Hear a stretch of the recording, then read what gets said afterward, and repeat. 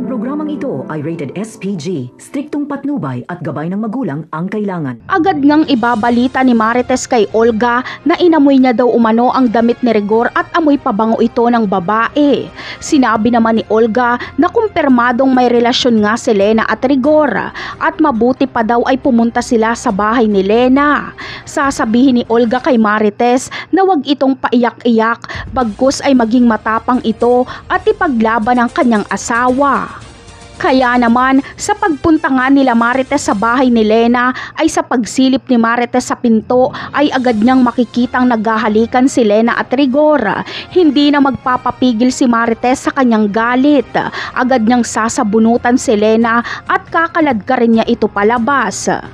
Habang si Rigor naman ay pipiliting awatin si Marites ngunit hindi niya magawa dahil hinaharangan siya ni Olga. Si Lena pa ang matapang at sasabihin niyang luma na daw umano si Marites kaya kailangan ng palitan.